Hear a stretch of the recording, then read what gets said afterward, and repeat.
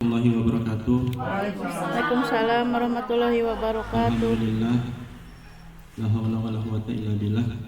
Yang saya hormati Ibu Kepala Sekolah dan rekan-rekan guru, izinkan saya memaparkan presentasi tentang budaya positif yang sudah saya pelajari di pendidikan guru penggerak. Ya.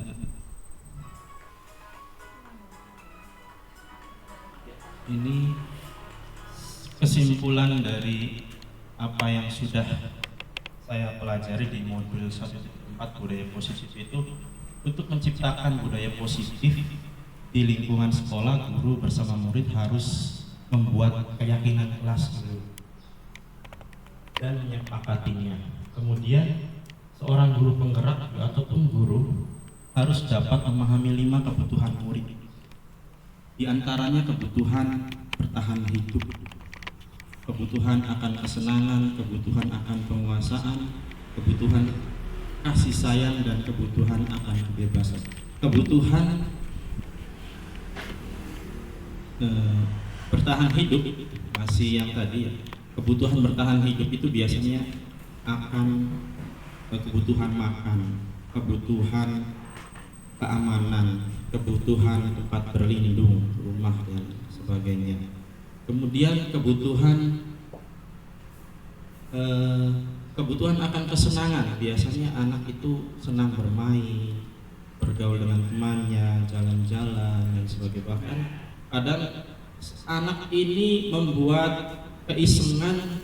Nah, ketika ditanya itu hanya tidak apa-apa katanya, senang aja. Berarti anak ini senang, sedang mencari kebutuhan kesenangan, menjahili teman-temannya biasanya. Jadi kita sebagai guru harus tahu dulu latar belakang akan kebutuhan anak-anak. Yang kemudian kebutuhan akan penguasaan. Biasanya ada anak di kelas itu merasa paling kuat, paling jago, paling berani. Biasanya menjahili teman-temannya ataupun ingin menunjukkan bahwa yang paling berani itu dia. Jadi maka dari itu biasanya ada anak yang seperti ini itu ingin memberitahu kepada teman-temannya bahwa saya yang paling kuat, saya yang paling berani, ataupun ingin menunjukkan kepada temannya ataupun guru bahwa dia itu bisa ataupun mampu. Makanya dia kadang membuat, ketika tidak diperhatikan, membuat keonaran ataupun kejahilan kepada temannya, biasanya memukul ataupun membuat anak yang lain itu tidak nyaman. Itu anak itu biasanya tuh sedang mencari kebutuhan akan penguasaannya, bahwa dia bisa, dia mampu, dan dia hebat. Kemudian kebutuhan akan kasih sayang. Kebutuhan akan kasih sayang itu biasanya anak tersebut itu ingin diperhatikan sama gurunya, sama temannya, sehingga membuat kelakuan-kelakuan yang terkadang menurut kita itu bandel ataupun nakal. Padahal dia itu ingin diperhatikan, ingin diterima, butuh kasih sayang dari orang-orang sekelilingnya, teman, guru, keluarga biasanya. Biasanya kalau ditanya,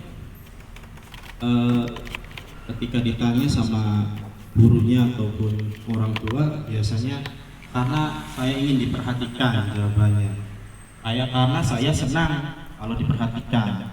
Nah, biasanya kalau mau melakukan kesalahan ataupun permasalahan yang jawabannya begitu, itu adalah anak yang butuh kasih sayang, perhatiannya kurang, sehingga membuat masalah-masalah di sekolah, biasanya menjadi teman ataupun malas-malasan karena ingin diperhatikan ataupun ingin diterima, ingin mendapatkan kasih sayang. Kalau ditanya biasanya jawabannya adalah saya ingin diperhatikan, saya senang kalau ibu perhatiin saya, bapak perhatiin saya, teman memperhatikan saya. Biasanya jawabannya begitu. Dan kebutuhan akan kebebasan. Jika ada anak yang malas, ngantuk, tidur, ataupun jarang berangkat, tidak tertib, seenaknya sendiri, biasanya anak ini bosen. Nah, karena kebosanan ini kita sebagai guru dituntut supaya kreatif dan memberikan pembelajaran yang menyenangkan, tidak membosankan. Nah, biasanya anak-anak yang seperti ini ketika ditanya itu, kenapa kamu tidur-tiduran? Bosen Pak, ataupun Bu.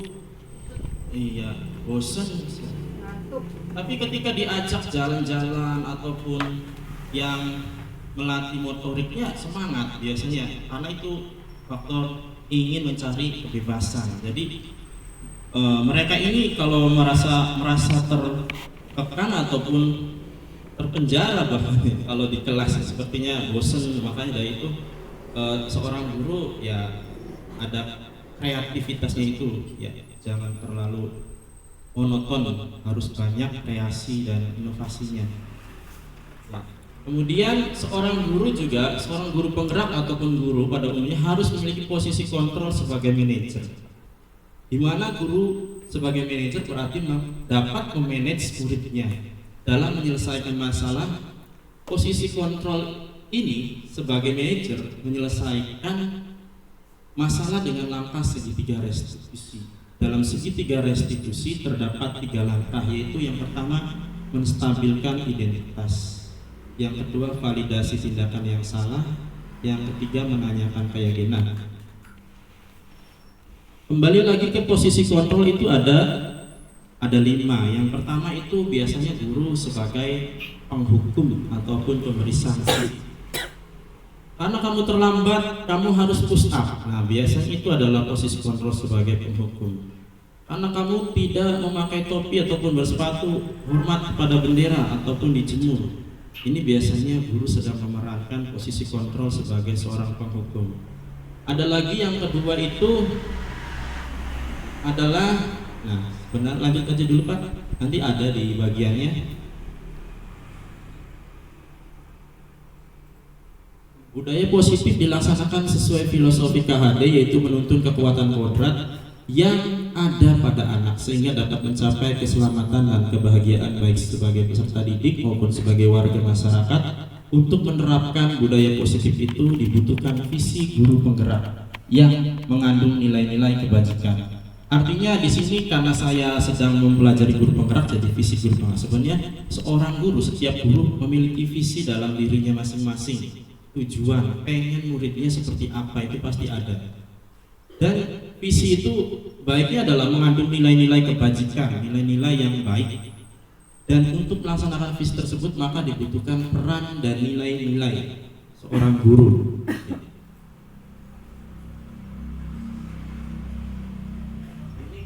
Konsep inti budaya positif yang pertama adalah disiplin positif.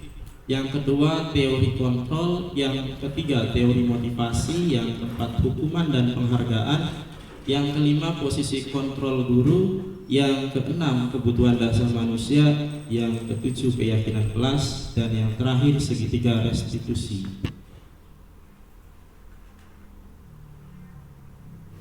Selanjutnya disiplin positif.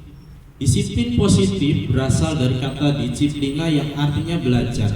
Disiplin mengacu pada disiplin diri yang memiliki tanggung jawab terhadap apa yang dilakukannya berdasarkan nilai-nilai yang diyakini. Jadi disiplin itu harus mempunyai nilai-nilai yang diyakini. Kemudian disiplin positif merupakan salah satu cara penerapan disiplin yang bertujuan untuk menumbuhkan kesadaran serta memberdayakan peserta didik tanpa imbalan, penghargaan atau reward, ancaman atau hukuman. Jadi di sini disiplin positif itu tidak menggunakan hukuman ataupun penghargaan tanpa imbalan. Jadi yang sudah kita laksanakan ya, saya juga pribadi pernah memberi imbalan kepada anak agar termotivasi, semangat. Ternyata itu tuh bukan yang terbaik ya, atau tidak baik, kurang baik. Kemudian yang hukuman juga ketika dilaksanakan memang disiplin, namun itu hanya sementara. Ketika hukuman itu tidak diadakan, maka kembali lagi anak tidak akan disiplin. Sama seperti penghargaan imbalan. Ketika tidak ada penghargaan, imbalan kembali lagi ke mode awal, ya, tidak disiplin lagi. Jadi yang paling baik yaitu menyadarkan peserta didik tanpa imbalan ataupun riwayat ancaman atau tadi, meyakinkan, membuat keyakinan pada peserta didik itu akan nilai-nilai kebajikan, nilai-nilai kebenaran. Sebagai pendidik, tujuan kita adalah membentuk peserta didik yang memiliki disiplin diri sehingga mereka berperilaku mengacu pada nilai-nilai kebajikan universal dan memiliki motivasi intrinsik dalam perubahan perilaku yang ke arah yang lebih baik. Artinya motivasinya itu berasal dari dalam dirinya, bukan dari luar dirinya. Kalau dari luar itu biasanya ketika dia melakukan itu karena takut dihukum, itu ekstristik. Ketika dia melakukan mendapat penghargaan ataupun hadiah ataupun imbalan, itu ekstristik. Tapi kalau intrinsik itu dari dalam hatinya, dia sudah memiliki keyakinan, nilai-nilai kebajikan yang berasal dari dirinya, dari dalam hatinya. Itu bedanya. Kemudian ini perubahan paradigma belajar. Perubahan paradigma belajar merupakan konsep yang mendasar dalam menciptakan budaya positif. Pendekatan ini menempatkan siswa sebagai subjek aktif, artinya pelajar yang aktif dalam proses pembelajaran, guru sebagai fasilitator. Paradigma ini menggeser pendekatan yang berpusat pada guru menjadi pendekatan yang berpusat pada siswa. Anak-anak yang lebih aktif, anak-anak yang lebih berkreasi dalam pembelajaran. Guru sebagai fasilitator membimbing dan mendorong. Dalam budaya positif, perubahan paradigma belajar menciptakan lingkungan di mana siswa merasa terlibat, jadi dilibatkan siswa. Didengar dan didorong untuk mengambil inisiatif dalam pembelajaran. Hal ini mendorong siswa untuk menjadi pembelajar yang lebih otonom, kritis, dan kreatif. Awalnya sulit memang, Bapak Ibu. Cuma saya sudah mempraktekkan sedikit ya. Kemarin setelah mempelajari modul, gagal Pak. Pertama gagal, anak nggak mau sama sekali. Digeret, dibujuk, siapa juga diem aja nggak mau. Tapi cuma saya tidak memaksa ya, dibujuknya bisa, cuma dimotivasi saja, dikasih keyakinan. Di hari berikutnya malah dia minta sendiri. Nah, mungkin itu keberhasilan yang tertunda. Jadi sekarang anaknya mau, kalau disuruh maju mau aja. Disiplin positif adalah pendekatan yang memfokuskan pada pertumbuhan dan pembelajaran siswa melalui penguatan positif. Jadi kita kasih penguatan kepada murid ya yang positif. Pengajaran keterampilan sosial, kita ajarkan keterampilan sosialnya, sosialisasi dengan masyarakat, dengan teman, guru dan sebagainya. Dan pembangunan hubungan yang saling menguntungkan antara guru dan siswa. Dalam budaya positif, disiplin positif menciptakan lingkungan yang aman, mendukung dan mempromosikan keterlibatan siswa. Hal ini melibatkan penggunaan sanksi yang konstruktif, pemberian umpan balik yang efektif, serta pembelajaran dari kesalahan sebagai sarana untuk pertumbuhan dan perbaikan perilaku. Jadi sanksinya itu bukan dari kita, sanksinya dari dirinya ya, dari murid tersebut. Ketika tidak melakukan hal tersebut berarti akan mendapat konsekuensi ataupun dihukum oleh diri sendiri. Misalkan malas, berarti keyakinannya pasti kalau malas ya tidak bisa berprestasi, tidak bisa dapat nilai bagus dan sebagainya. Kemudian pemberian umpan balik yang efektif serta pembelajaran dari kesalahan sebagai sarana untuk pertumbuhan dan perbaikan perilaku. Disiplin positif membantu siswa untuk mengembangkan tanggung jawab. Jadi intinya kita membimbing siswa agar disiplin dan bisa bertanggung jawab. Keterampilan sosial dan sikap positif terhadap pembelajaran, tidak terpaksa dalam pembelajaran. Inilah tadi yang sudah saya sempat sampaikan di awal, 5 posisi kontrol. Yang pertama tadi penghukum ya. Ya, kebanyakan memang kita guru-guru semua juga banyak yang menjadi posisi penghukum. Yang sudah disampaikan tadi, ketika terlambat maka kita berikan sanksi. Memang disiplin, tapi itu sementara. Ketika tidak diberikan sanksi kembali lagi. Itu kalau posisi kontrol kita sebagai penghukum. Kemudian pembuat merasa bersalah. Ini pembuat merasa bersalah itu tidak memberi sanksi, tapi memberikan dampak kepada anak bahwa dia itu merasa bersalah dan tidak menjadi anak yang baik. Artinya memberikan anak ini kepercayaan dirinya bisa hilang. Misalkan kamu selalu mengecewakan ibu, tidak bisa menggagakan ataupun dipercaya. Nah, seperti ini contohnya. Ataupun ya sering ya kita sampaikan kepada anak-anak, bahasanya halus tapi itu membuat merasa bersalah. Ketika disampaikan itu secara tidak langsung mengikis kepercayaan dirinya. Itu posisi sebagai pembuat merasa bersalah. Ketika terlambat, kamu ini selalu saja kesiangan, nggak bisa diandalkan, nggak bisa dipercaya. Itu halus, kata-katanya pelan, tapi itu kurang baik dampaknya ternyata menurut yang sudah saya pelajari di pendidikan guru penggerak.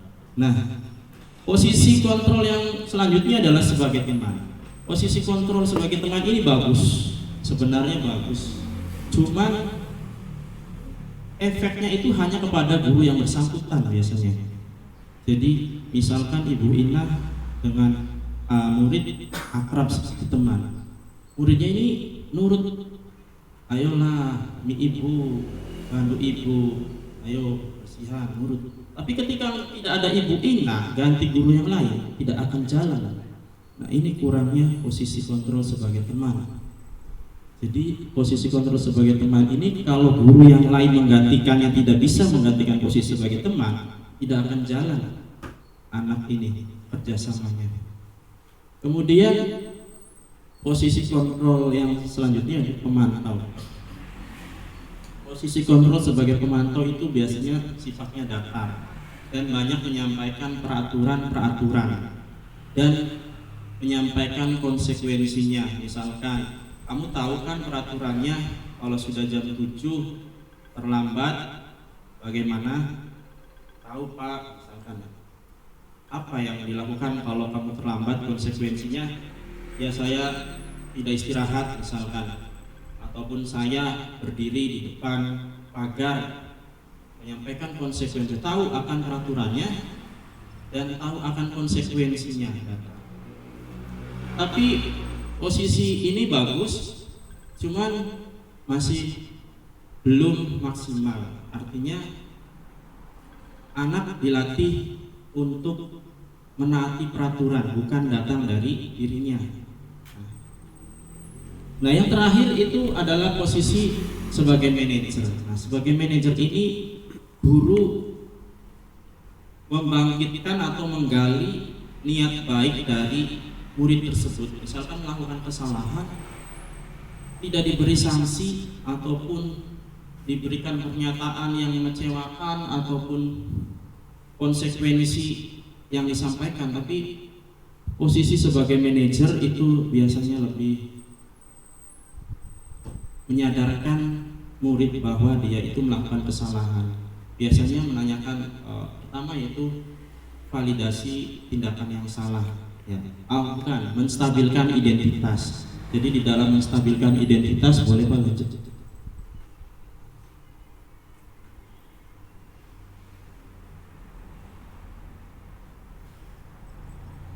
Ya, ini contoh penerapan 5 posisi kontrol guru. Nah, ini kasusnya contohnya peserta didik terlambat masuk kelas di jam pertama. Kalau sebagai penghukum biasanya bilangnya begini, karena kamu terlambat masuk kelas, silakan berdiri di depan kelas selama 15 menit.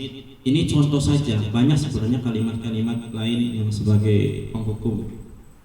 Itu sebagai penghukum. Kemudian pembuat merasa bersalah biasanya ya contoh ini. Sudah sering Bapak ingatkan kamu, jangan terlambat, tapi kamu selalu mengecewakan Bapak. Kamu mau Bapak ditegur kepala sekolah terus-terusan gara-gara kamu dan sebagainya. Contoh-contohnya banyak sebenarnya. Itu contoh membuat merasa bersalah. Jadi kurang bagusnya itu mengikis kepercayaan diri. Kemudian sebagai teman, nah sebagai teman ini bagus dan pemantau juga bagus, tapi dampaknya tidak menyeluruh ya, artinya hanya yang bersangkutan saja. Sebagai teman biasanya bahasanya itu salah satu contohnya, ayolah bantu bapak, jangan diulangi lagi ya, terlambat masuk kelasnya. Jadi bahasanya sahabat, bestie gitu. Kemudian sebagai pemantau, kamu sudah melanggar peraturan sekolah. Kamu tahu kan konsekuensinya jika datang terlambat. Di jam istirahat silakan kerjakan tugas yang tertinggal dan jangan dulu istirahat sebelum selesai. Ini sebagai pemantau. Dan yang terakhir,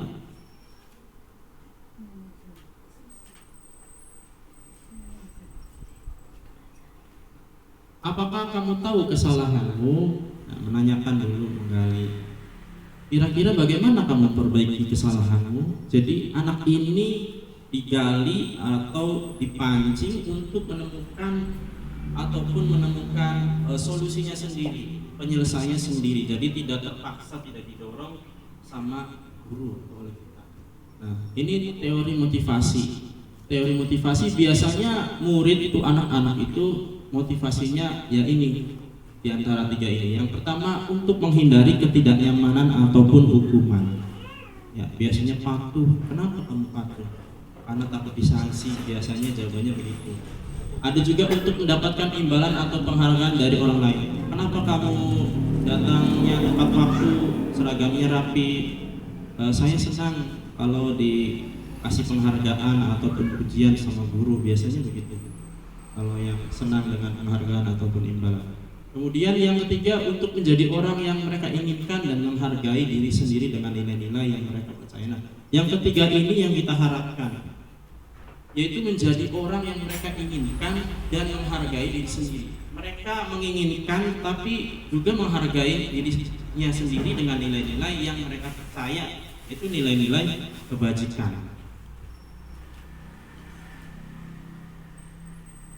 Yang seperti sudah disampaikan di awal, inilah kebutuhan dasar manusia: bertahan hidup, kebebasan, penguasaan, ingin diterima kasih sayang dan kesenangan.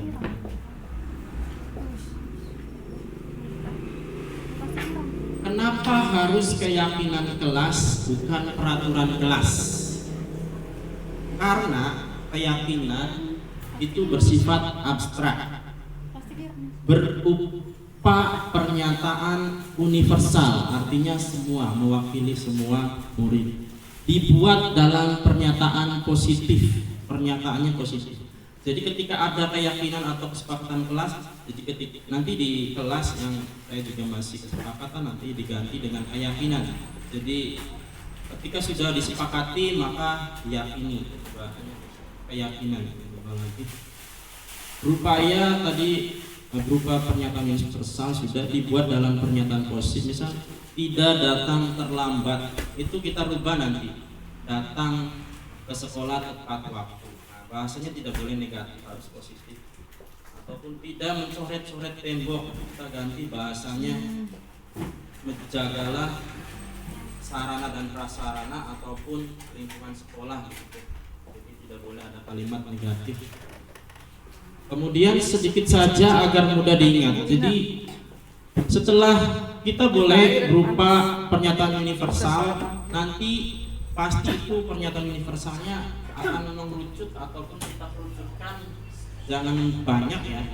Jadi yang sejenis itu masukkan, disimpulkan, baiknya antara 5 ataupun 7 lah, jangan banyak-banyak keyakinan kelas itu, karena kalau kebanyakan susah sekali diingat ataupun untuk dilaksanakan. Jadi sedikit tapi isinya padat itu.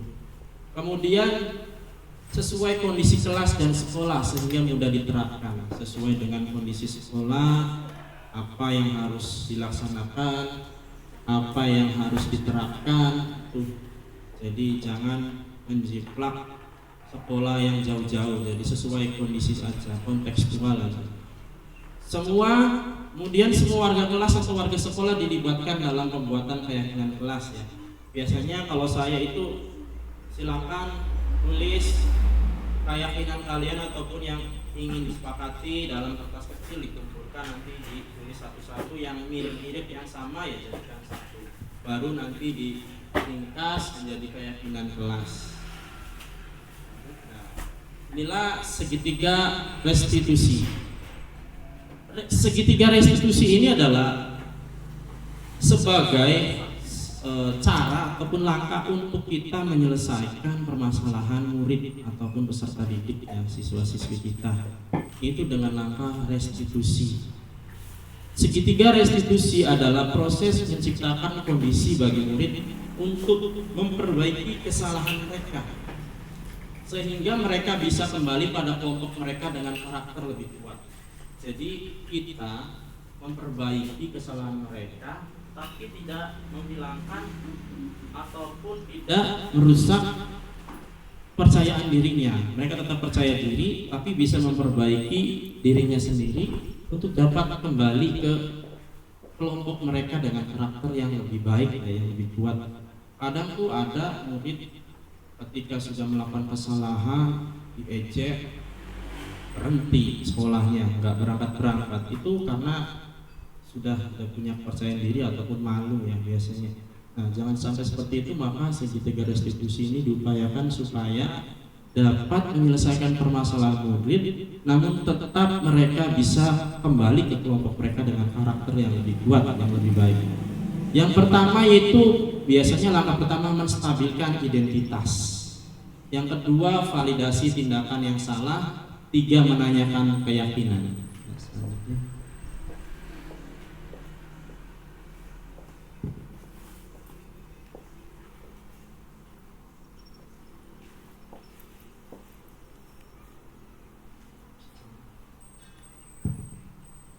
Nah, hal menarik di luar dugaan saya ya kemarin, cerita sedikit di luar dugaan, anak yang biasanya tidak mau mengakui kesalahannya, dengan langkah segitiga restitusi anak tersebut mau mengakuinya.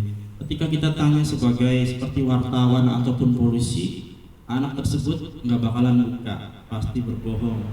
Tapi ketika kita lebih luwes melaksanakan langkah-langkah segitiga restitusi, menerima kesalahannya, tapi juga menemukan solusinya itu solusinya datangnya dari dirinya, itu biasanya mereka lebih terbuka. Dengan langkah segitiga restitusi anak tersebut mau mengakuinya. Kemudian yang saya kira gagal di restitusi awal, anak yang pertama karena tidak bisa dibujuk, disangka pertemuan berikutnya tidak disangka ya, di pertemuan berikutnya anak tersebut mau tampil di depan kelas. Jadi saya tidak memaksakan, tidak menghakimi, tapi saya mencoba menerima, memahaminya. Nah, di hari berikutnya, bukan di hari berikutnya, tapi di beberapa hari berikutnya anak tersebut mau melakukannya, ya, mau maju ke depan.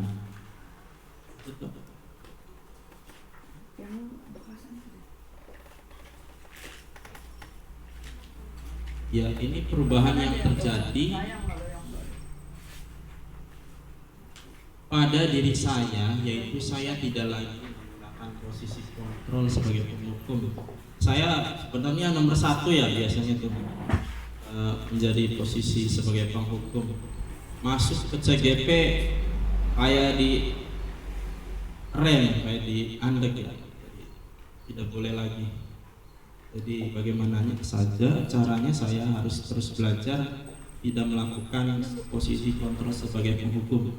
Posisi kontrol sebagai penghukum mungkin dilakukan nanti ketika sudah susah sekali ya, paling terakhir ya, sanksi itu. Awal-awal kita upayakan dengan segitiga restitusi dulu, sebagai manajer dulu, upayakan terus. Dan pembuat merasa bersalah. Nah, ini dua ini saya pernah perankan ya. Ketika menangani permasalahan murid, saya lebih mengusahakan penyelesaian menggunakan posisi kontrol sebagai manajer sekarang ya, setelah mempelajari budaya positif ini. Sebelumnya sebagai penghukum dan pembuat merasa bersalah. Biasanya kalau guru laki-laki Pak ya, pasti penghukum ya, penegak hukum. Tapi ibu-ibu biasanya pembuat merasa bersalah, halus tapi menjatuhkan. Kemudian saya menyadari bahwa untuk membentuk budaya positif perlu dilakukan disiplin positif dan disiplin positif harus mengandung nilai-nilai kebajikan yang universal. Seperti tujuan pendidikan nasional yaitu dimensi Pancasila itu adalah pendidikan nasional kurikulum merdeka ya. Banyak di situ nilai-nilai yang baik. Kemudian pengalaman budaya positif di sekolah. Ya, keyakinan kelas yaitu menjaga kerukunan kelas. Di kelas saya ada keyakinan kelas yaitu menjaga kerukunan kelas. Tujuannya agar anak ini menghargai dan menghormati teman-temannya satu kelas secara khusus dan umumnya di sekolah di SDN Tambak ini. Saya selalu mengupayakan dan menyadarkan, memberi penguatan kepada anak-anak bahwa kita itu satu keluarga di sekolah ini, satu kelas, harus saling menjaga, harus saling melindungi, menghargai, jangan saling menjatuhkan, menyakiti, berkelahi, apalagi membuli. Itu saya selalu tanamkan itu, tidak bosan-bosan ya, tidak cukup sekali Bapak Ibu. Terus kita yakinkan anak-anak bahwa kita harus saling menghargai, menghormati, menjaga satu sama lain, kemudian tidak melakukan bullying. Suatu ketika ada anak yang sengaja memukul dan membuang tali pramuka temannya. Kemudian saya panggil ke kantor dan menanyakan kronologi kejadiannya pada anak yang melakukan perilaku tersebut. Pada awalnya anak tersebut mengelak tidak melakukannya, namun dengan langkah segitiga restitusi, sedikit demi sedikit anak tersebut mengakui kesalahannya dan berjanji tidak melakukannya. Setelah dilakukan langkah segitiga restitusi, ternyata anak tersebut sedang memenuhi kebutuhan akan penguasaan dan kesenangannya, karena dia merasa senang melihat temannya menangis dan merasa paling berani di kelasnya. Nah, ini saya temukan di kelas saya sendiri ya. Sekarang anaknya bisa kerjasama ya, walaupun masih sering diingatkan dan tidak sering melakukan keonaran ya. Saya di image-nya itu biasanya penghukum ya, ada petik no pasti langsung. Tapi sekarang saya berusaha menghilangkan posisi kontrol penghukum. Saya belajar mendalami posisi sebagai restitusi supaya kepercayaan diri dan tanggung jawab anak itu dapat tumbuh dengan baik.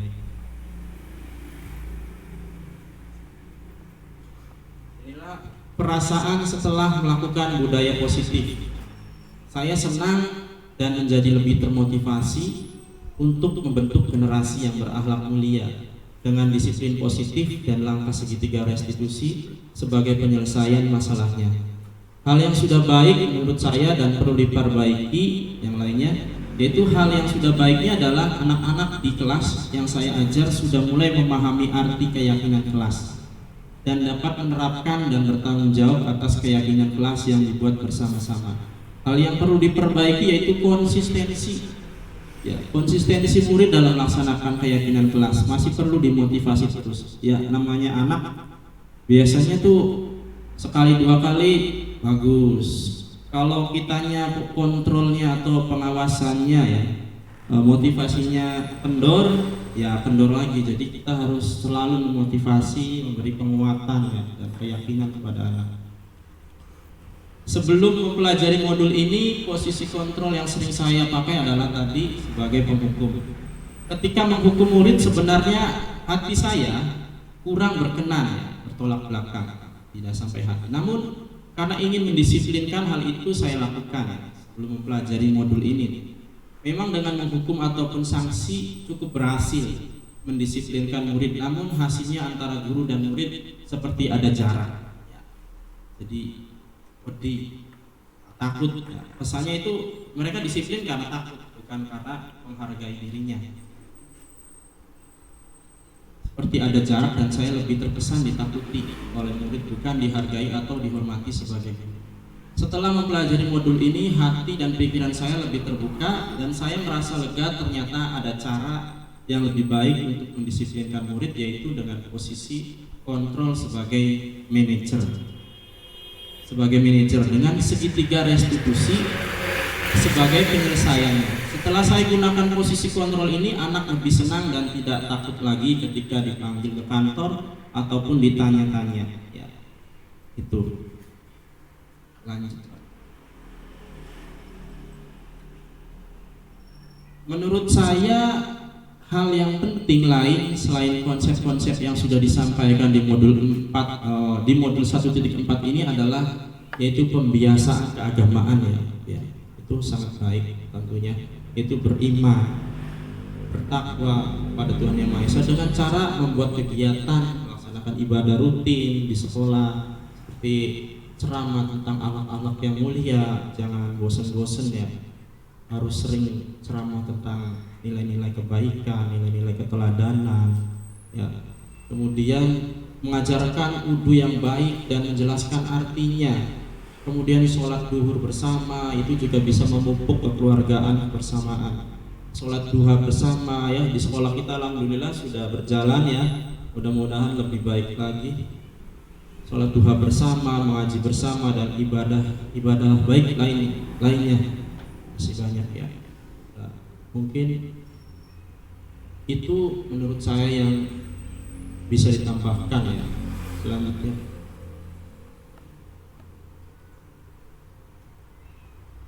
ya, sudah selesai. Terima kasih, salam dan bahagia. Wassalamualaikum warahmatullahi wabarakatuh. Waalaikumsalam warahmatullahi wabarakatuh. Barangkali ada masukan ataupun pertanyaan, saran, silakan Bapak Ibu. Boleh dari saya dulu, Pak. Saling sharing saja. Iya. Terima kasih. Assalamualaikum warahmatullahi wabarakatuh. Waalaikumsalam warahmatullahi wabarakatuh. Ya, terima kasih dan selamat kepada Pak Tikno sebagai guru penggerak yang sudah memberikan banyak ya masukan materi bagi kita semua. Jadi kita akan paham bagaimana kita melakukan kegiatan kita sehari-hari dalam proses pembelajaran. Dan saya melihat ketika efek positif dari yang disampaikan oleh Pak Tikno itu, insya Allah nantinya juga setiap hari ada kegiatan, anak-anak pasti memiliki sikap disiplin dan memiliki akhlak yang baik. Artinya ketika yang disampaikan oleh Pak Tikno itu sangat berhubungan sekali dengan program kita di sekolah SD Tambak ini. Banyak hal ya Pak ya yang saling berhubungan. Jadi artinya memang terutama anak-anak kita ya banyak di SD Tambak ini yang tadi itu ada anak butuh kasih sayang, anak butuh kebebasan. Di antaranya anak butuh kasih sayang itu rata-rata anak-anak SD Tambak itu orang tuanya itu Bapak Ibu ya, ibunya pergi ke luar negeri, kemudian bapaknya melaut. Jadi kebanyakan anak-anak yang sekolah di SD Tambak itu mereka itu kurang kasih sayang.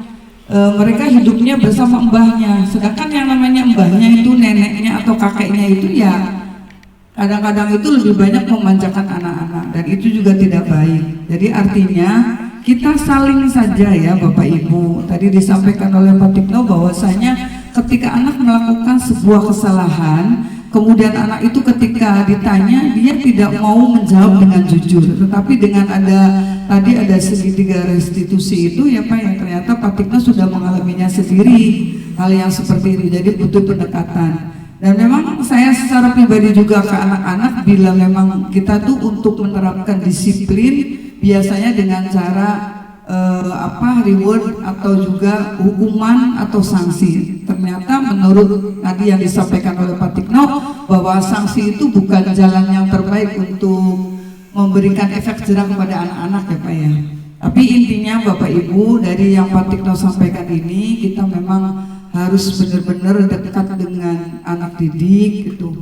Anak kita harus tahu sikap perilaku anak didik, misalnya jumlahnya 35 anak itu kita harus tahu, dan latar belakangnya juga harus tahu. Jadi pada saat pembelajaran kalau kita mengalami sebuah masalah, kita akan merasa terbantu untuk menyelesaikannya. Artinya ketika kan banyak nih kejadian-kejadian kemarin-kemarin itu, baru minggu kemarin katanya anak kelas 1 ada yang kehilangan uang tabungannya. Itu juga kan biasanya itu yang mengambilnya tuh kadang-kadang anak-anak yang kelas tinggi yang datang ke kelas 1 pada saat gurunya belum datang. Nah itu mereka mengambilnya. Ini dengan cara yang tadi disampaikan oleh Pak Tikno itu, judulnya apa tadi itu Pak? ya budaya positifnya itu mungkin hal-hal yang kayak gitu tidak akan terjadi.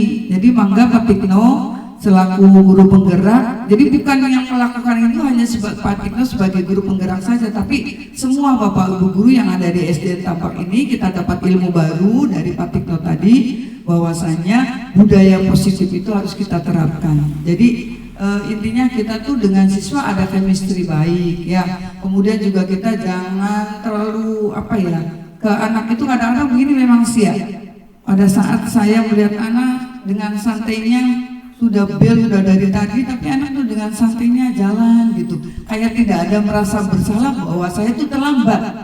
Saya hanya menanyakan kenapa terlambat, jawabnya tadi malam tidurnya kemalaman Bu, bangun tidurnya kesiangan. Nah itu juga kalau sudah tahu jawaban seperti itu kita cari permasalahannya itu kenapa anak ini bangunnya kesiangan, tidurnya malam.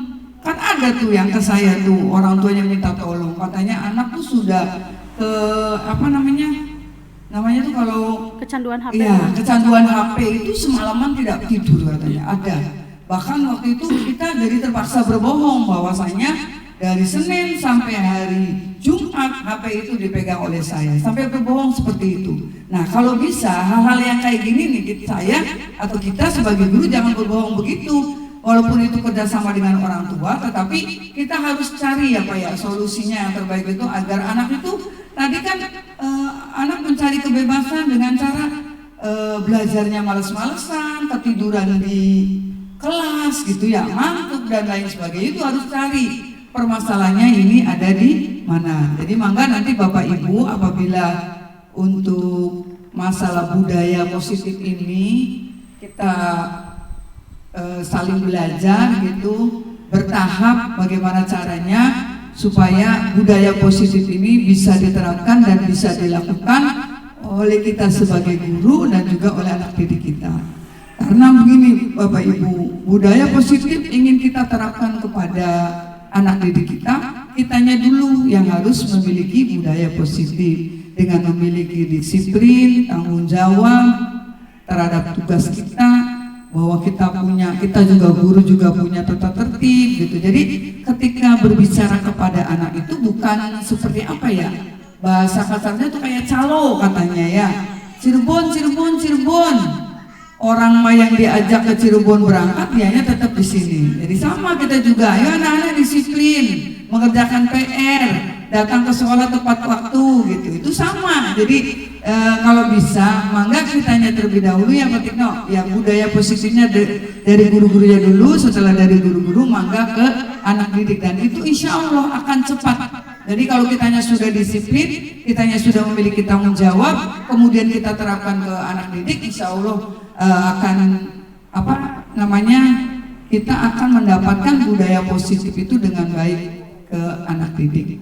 Barangkali itu saja Pak Tikno. Sekali lagi saya ucapkan terima kasih kepada Pak Tikno yang telah banyak memberikan masukan atau ilmu-ilmu yang baru tentang budaya positif. Terima kasih. Wassalamualaikum warahmatullahi wabarakatuh. Waalaikumsalam warahmatullahi wabarakatuh. Terima kasih Ibu atas masukannya dan motivasinya. Ya, barangkali ada yang lain Bu, sharing-sharing. Bapak Opik. Ada?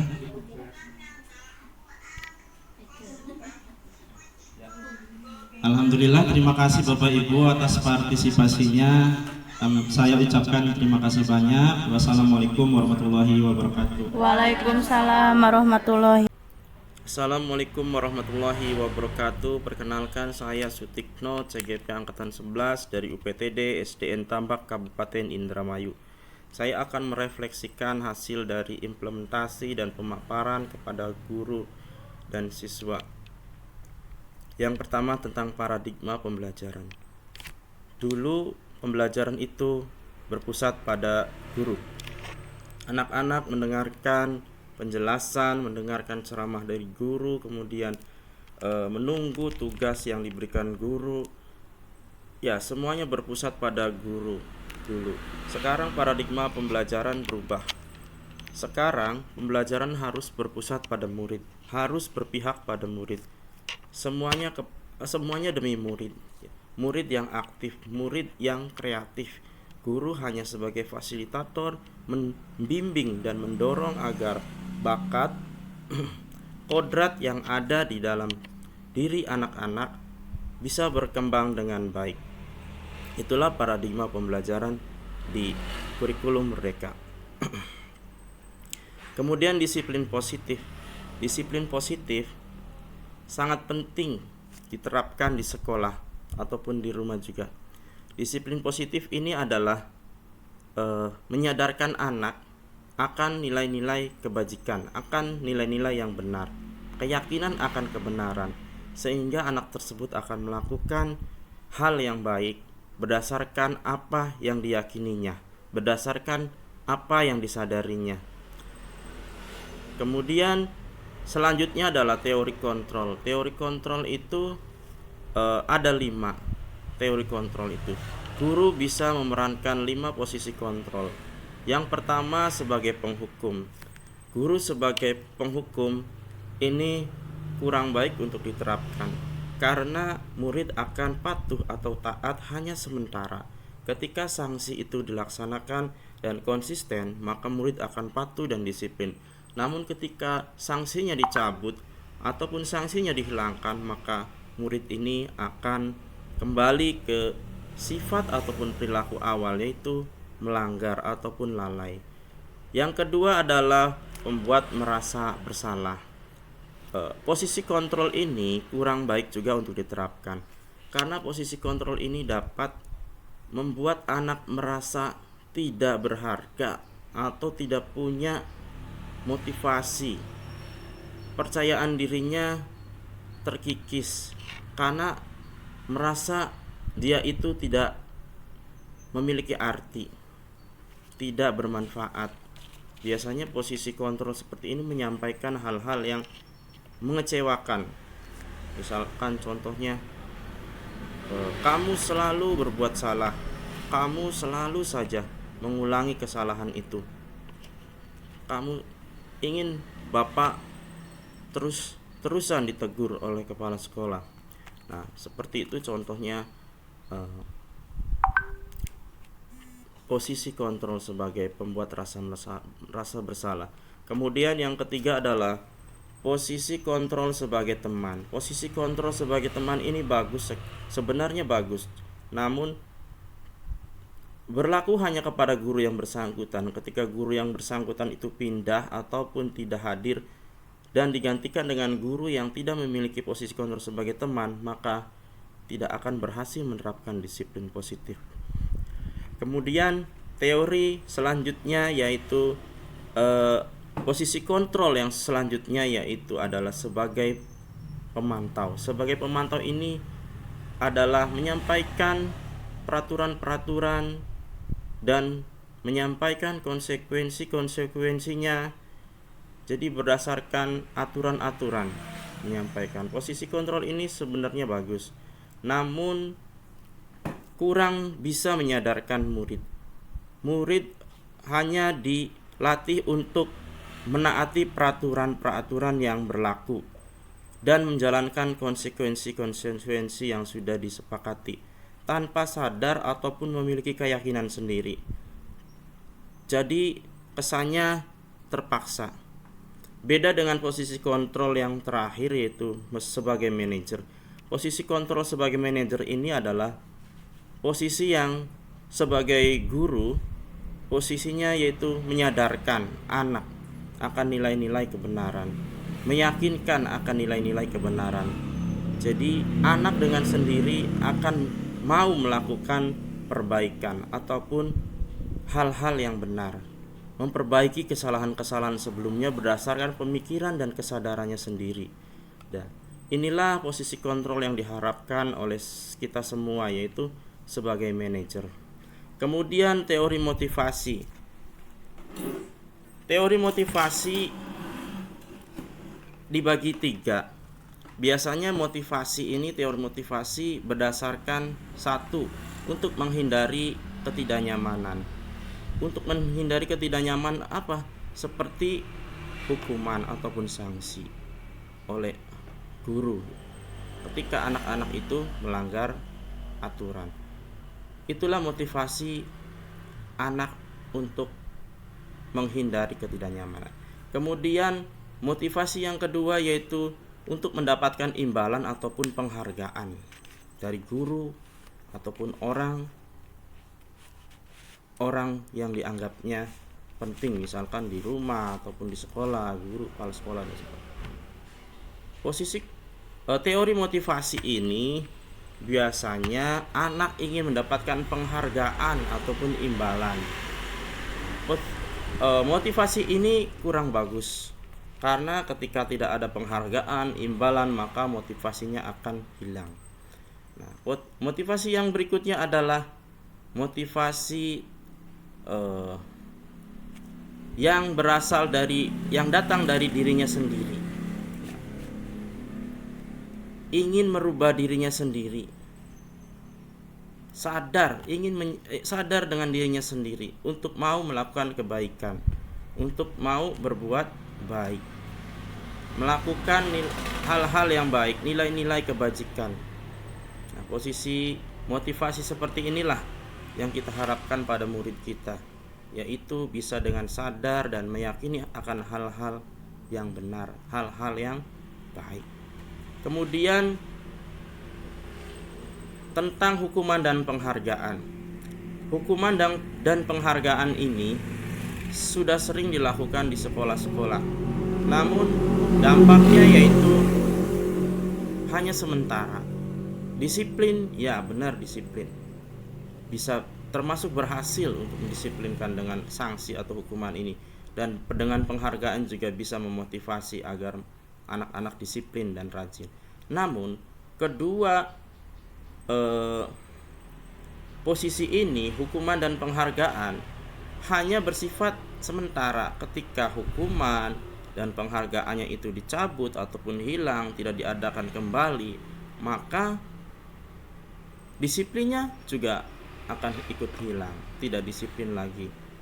Ya, itu yang sudah saya pelajari, sudah saya amati dari pembelajaran dari materi-materi yang ada di modul. Kemudian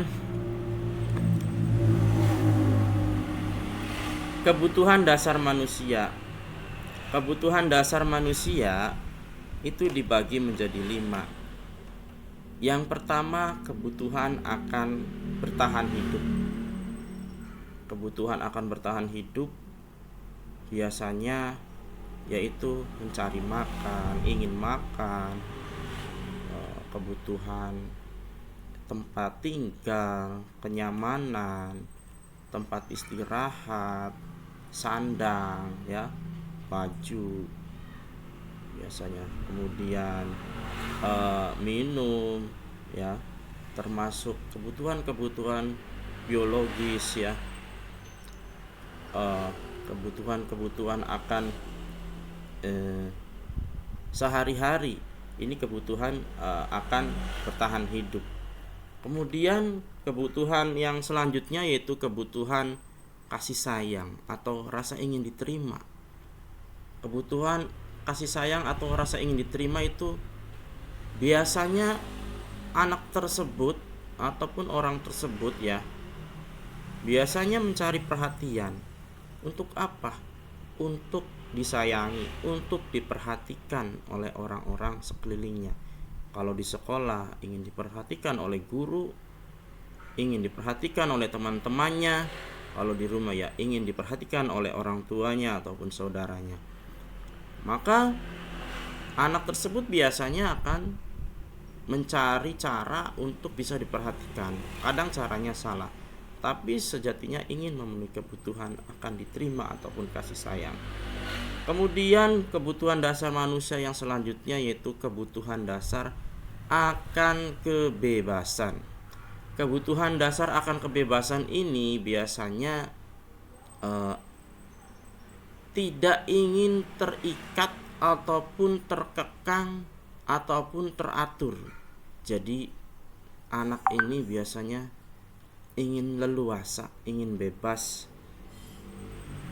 Maka dari itu anak tersebut biasanya sulit untuk diajak menaati peraturan ataupun diajak disiplin, karena inginnya bebas, karena merasa bosan ketika mengikuti aturan ataupun disiplin, kemudian pelajaran, apalagi pelajaran yang monoton ya, maka dari itu kita guru harus dapat kreatif dan inovatif dalam memberikan pembelajaran, dalam menyampaikan pelajaran ataupun mendidik anak.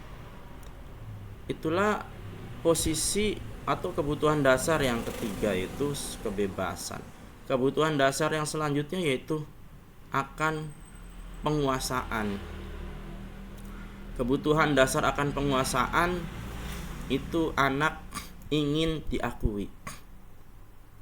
Ingin diakui kemampuannya, ingin diakui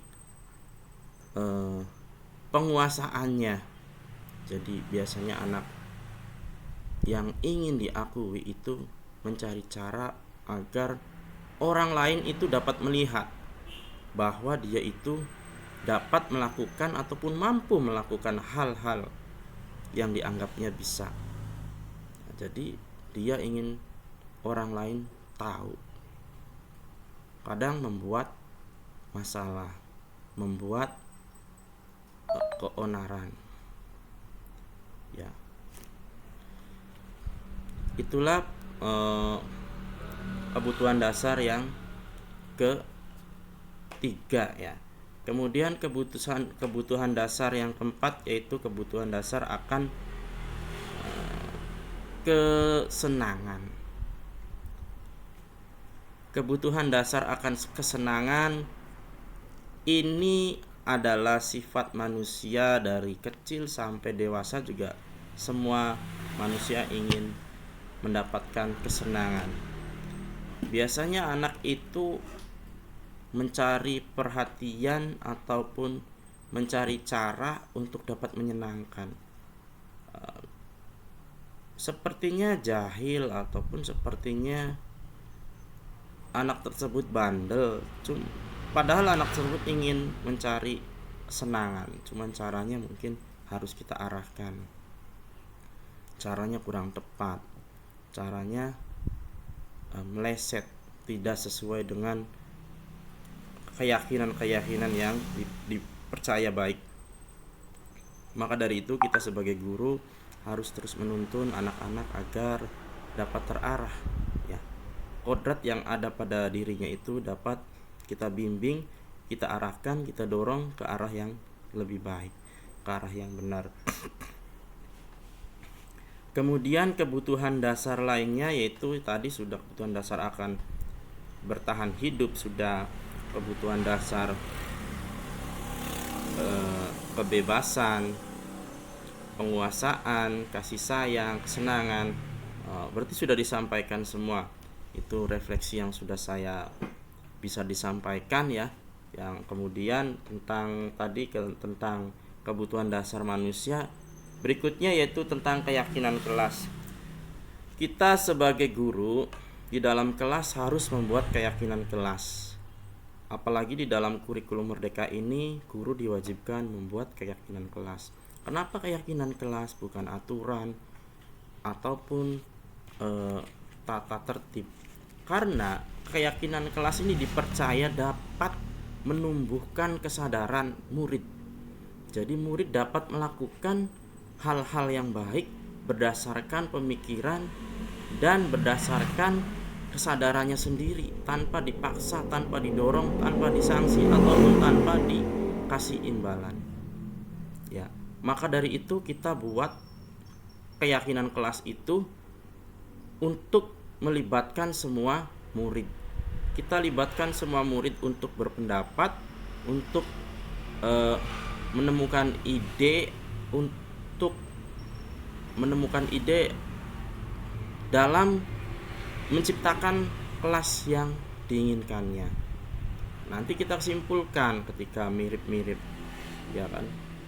Simpulkan, terus kita buat, kita sepakati dan dijadikanlah keyakinan kelas yang akan diterapkan dan dilaksanakan oleh murid-murid tanpa paksaan, tanpa hukuman, tanpa imbalan.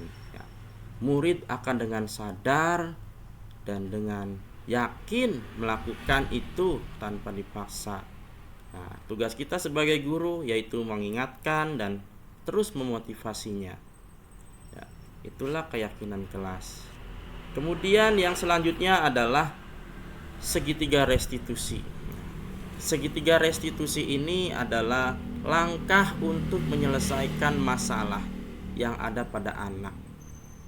Ketika ada anak yang bermasalah, kita selesaikan dengan segitiga restitusi. Segitiga restitusi ini memiliki 3 langkah. Yang pertama yaitu menstabilkan identitas. Yang kedua, validasi tindakan yang salah, dan yang ketiga, menanyakan keyakinan. Yang ketiga, menanyakan keyakinan dan akan menemukan solusinya. Yang pertama tadi, menstabilkan identitas. Langkah pertama ketika anak itu sedang berkelahi, marah, kita stabilkan dulu identitasnya. Kita terima dulu kesalahannya. Kemudian setelah itu kita terima, kemudian validasi tindakan yang salah. Ketika sudah kita stabilkan identitasnya, kita validasi tindakan salah, bahwa tindakan yang sudah dilakukannya itu boleh, tapi tidak boleh dilakukan hanya sekali saja, tidak boleh diulangi dan harus diperbaiki ke depannya, dan menyadarkan bahwa tindakan itu ya tidak benar, tindakan itu salah, harus diperbaiki. Dan kita kemudian tanyakan keyakinan kelas yang sudah diyakininya itu, mana keyakinan yang belum diterapkan atau dipenuhi. Kemudian kita tanyakan dan tanyakan juga solusinya apa menurut murid kita. Setelah keyakinannya sudah disampaikan dan belum terpenuhi, maka kita tanyakan ke murid itu apakah mau memperbaiki dan mencari solusinya. Bagaimana mencari solusinya? Murid ini akan mengeluarkan pendapat dan solusinya sendiri, sehingga kita akan perkuat dengan penguatan-penguatan yang baik, penguatan-penguatan dengan nilai-nilai kebajikan. Ya, itu adalah langkah segitiga restitusi. Di langkah segitiga restitusi ini sejatinya kita itu membimbing anak untuk sadar akan kesalahan dan mau memperbaikinya dan mau mencari solusi, mau memperbaikinya dan mau melaksanakan solusinya. Solusinya ditemukan sendiri dan dilaksanakan. Jadi dengan sadar dan dengan yakin anak tersebut untuk mau memperbaikinya. Kesimpulan dari materi yang sudah saya pelajari yaitu pentingnya budaya positif diterapkan di lingkungan sekolah. Budaya positif harus terus diterapkan, dan kita sebagai guru harus konsisten dan bisa meneladani murid dan terus memotivasi murid agar dapat melakukan budaya positif di sekolah ataupun di rumahnya. Pelajaran yang bisa diambil yaitu budaya positif ini sangat penting dan sangat bermanfaat bagi tumbuh kembangnya anak, bagi pembentukan karakter anak. Budaya positif ini adalah pembiasaan yang membentuk karakter anak. Jadi kita sebagai guru harus terus memotivasi dan konsisten mendampingi dan mendorong murid melakukan hal-hal yang positif, mendisiplinkan murid dengan disiplin positif. Kemudian hal yang sudah baik menurut saya yaitu saya sudah dapat melaksanakan keyakinan kelas dan menjelaskan kepada anak-anak. Anak-anak juga sudah banyak yang memahami dan mulai menerapkan dengan baik keyakinan kelas yang dibuatnya. Yang kurang baiknya mungkin yaitu konsistensi saya dalam memotivasi murid kadang masih kurang. Kedepannya saya akan lebih memotivasi dan lebih memberikan contoh ataupun teladan kepada murid untuk dapat melaksanakan keyakinan kelas dengan konsisten dan sungguh-sungguh, dan memperbaiki kekurangan yang ada pada diri saya dan kekurangan yang ada pada murid saya dengan bersama-sama dengan murid melaksanakan keyakinan kelas. Terima kasih. Wassalamualaikum warahmatullahi wabarakatuh. Assalamualaikum warahmatullahi wabarakatuh. Saya Robiah dari kelas 5. Saya senang berdiskusi dan bermain peran. Assalamualaikum warahmatullahi wabarakatuh. Saya Rian kelas 5 SD. Saya senang belajar hari ini karena menyenangkan dan seru. Assalamualaikum warahmatullahi wabarakatuh. Perkenalkan, nama saya Adelia, kelas 5 SD. Saya senang bisa bekerja sama dan berdiskusi dengan teman-teman. Assalamualaikum warahmatullahi wabarakatuh. Perkenalkan, nama saya Siti, kelas 5 SD. Saya senang hari ini banyak belajar tentang dimensi Pancasila. Perkenalkan, nama saya Habibi, kelas 5. Saya senang mengikuti pelajaran kali ini karena seru dan banyak diskusi.